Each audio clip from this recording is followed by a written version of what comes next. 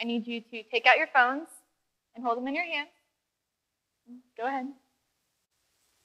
And place them underneath your seats and forget about them for a little while.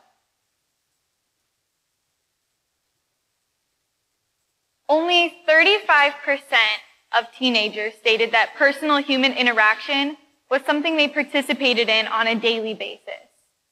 However, 60% of teens stated that they sent and received text messages daily, and 55% stated that texting was their main means of communication.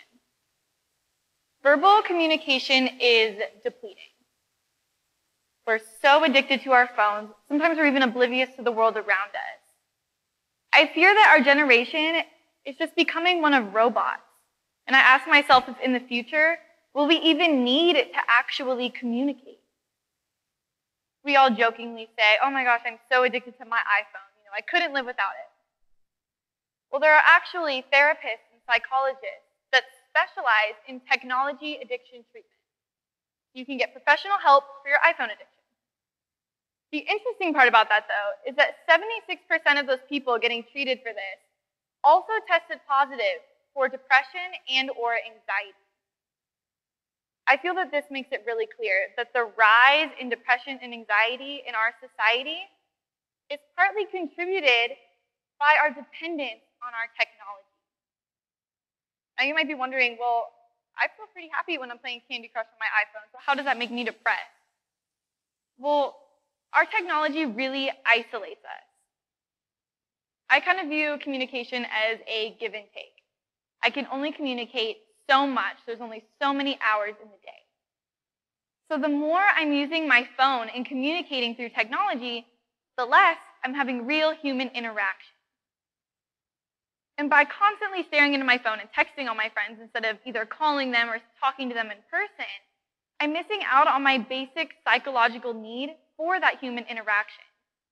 Sure, technically, I'm interacting with a human on the other side of the computer, but really, it's a computer. We don't get the warmth or the eye contact that we really need to be happy. And then we ask ourselves why we feel so lonely, isolated, and depressed. We think, I have 800 Facebook friends. I'm not lonely. But stop and ask yourself when the last time was that you had a real conversation with another person. Technology causes anxiety because, okay, I'll use an example. We all know that moody kid, or maybe you are that moody kid, I'm not judging you, or maybe you were that kid, who always has their headphones in, or they're staring into their phone, and they're walking like this.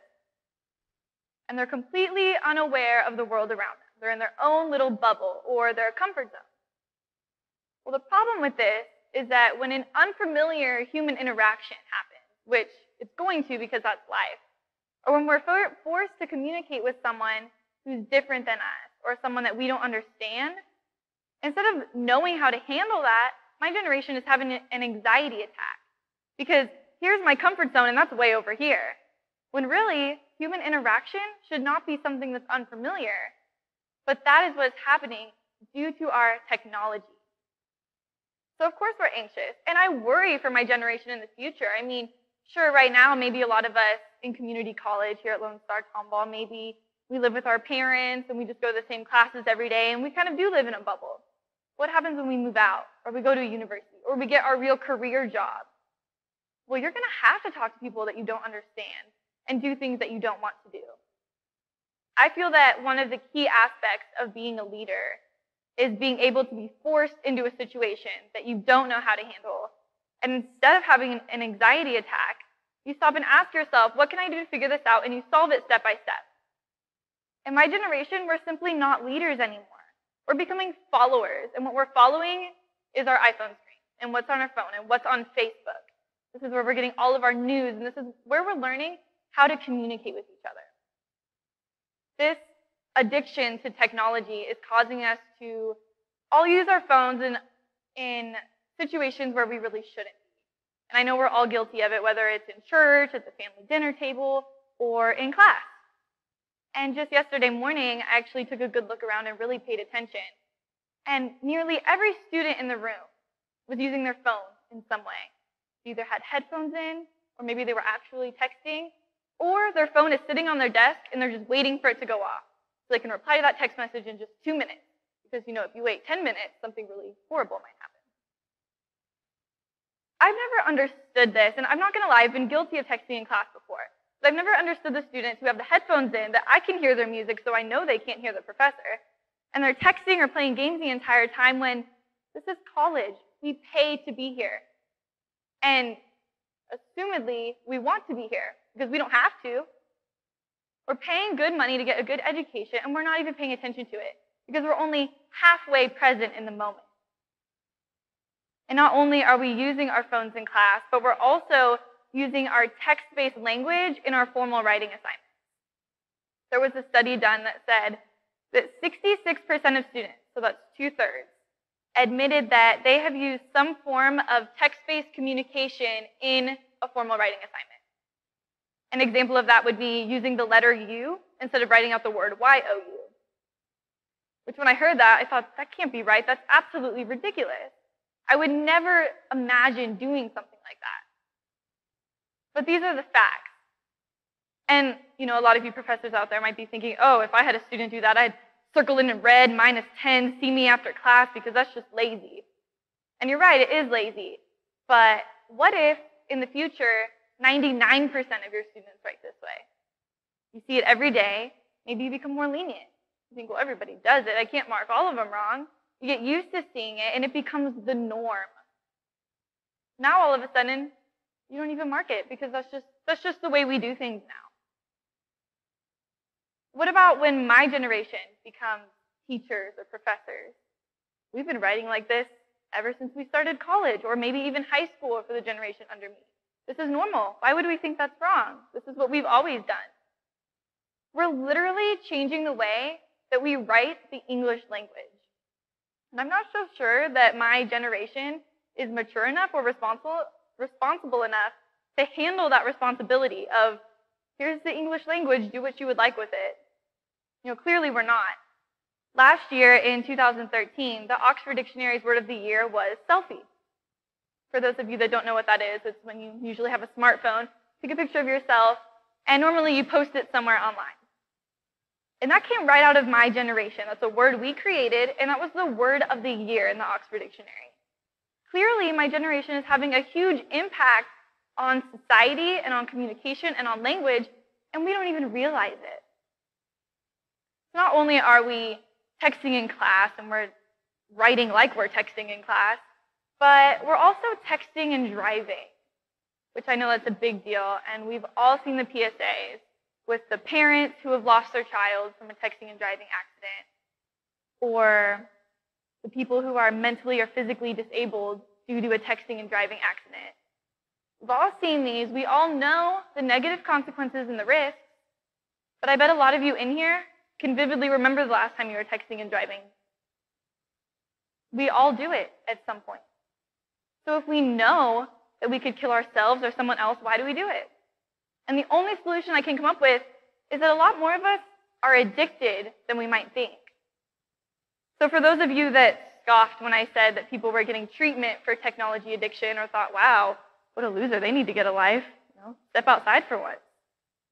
If you've been texting and driving lately, ask yourself why. Maybe you're more dependent on your technology than you think you are. Now, any informed parent knows that the prevalence of sexual offenders or sexual predators is really over-exaggerated in the media. I watch a lot of crime shows like CSI and Law & Order, and they make it seem like everyone that you interact with online is trying to kidnap you. And of course, that's not the case. And chances are most people you meet online are who they say they are, but there are sexual predators out there, and they're always a step ahead when it comes to technology. What scares me is that kids as young as 9 years old are getting iPhones for their birthday. And when you get an iPhone, you get the internet. And that is a new realm of possibilities. They can know anything they want to know in seconds, and they can communicate with pretty much anyone they want to in seconds. When I was growing up, and I'm sure a lot of you as well, my parents always said, don't talk to strangers, and I knew exactly what that meant. It meant if you've never seen the person before, you don't recognize them, and they approach you, then you don't talk to them. And I lived by that, and I knew that. But you can't just say that to kids nowadays because the definition of a stranger is changing. For example, here's a scenario. Let's say that Steve adds me on Facebook. And Steve is good looking. We have 10 mutual friends. It says, according to his Facebook, that he went to my high school. So I confirm his friend request. Because Steve's not a stranger. We know people that are the same. So Steve starts liking my pictures. Maybe he starts messaging me. We start talking, and he's not creepy. He's so genuine, nice. He hasn't even asked me anything personal. So I give him my number. We start texting. Maybe we talk on the phone. Pretty soon, Steve is the furthest thing from a stranger. Maybe he's my best friend or my boyfriend. He knows everything about me. He knows all my secrets, and he still accepts me. So when your parents say, don't talk to strangers, they think, well, I'm not. That's not a stranger. And sure, maybe Steve is who he says he is, but what if he's not? Now he knows everything about us. We're letting ourselves be so vulnerable online in ways that we would never do in person. If someone came up to you and said, hi, my name is Steve, we have 10 mutual friends, I went to your high school, you confirm my friend request, you would think they were insane and you would quickly get away from them. But online, we don't think anything of it and we accept it and we communicate back and forth with these people who they might not be who they say they are. That's a huge responsibility for a 9-year-old to have.